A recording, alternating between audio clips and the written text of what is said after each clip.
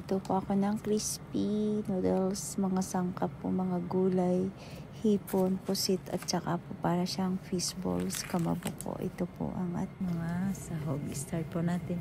Tunawin po muna natin ang ating soup na ilalagay.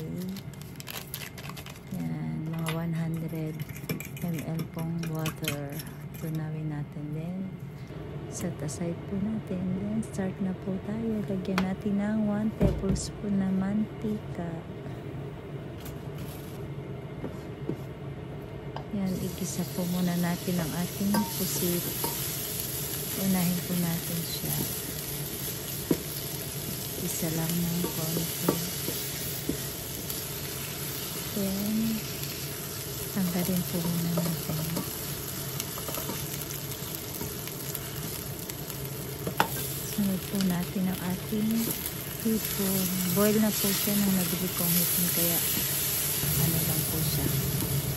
Madali lang natin siyang hitain.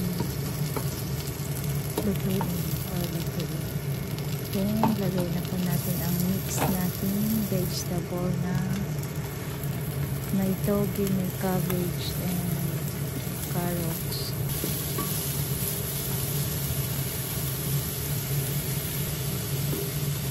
Susunod na po natin yun. Tinunaw natin panglasa na soup, yung nakaset na po yan sa ating gagawing crispy noodles.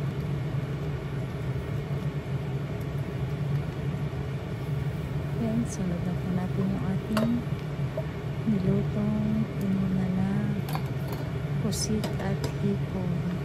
At yan naman po, yan po yung dito yung yan po ang kamabo ko fish balls.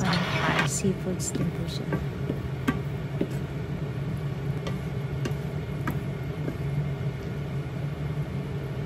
Ito na po siya at almost done na po ang ating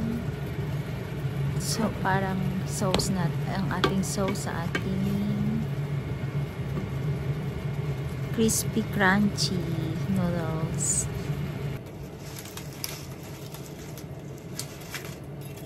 Lagay po na natin yung ating crunchy noodles. Crispy po siya. Yan, lagay na po natin ang ating ginawang sauce.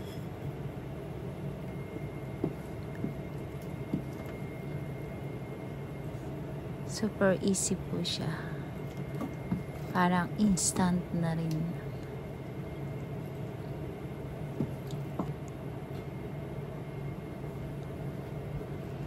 Yan. Thank you po.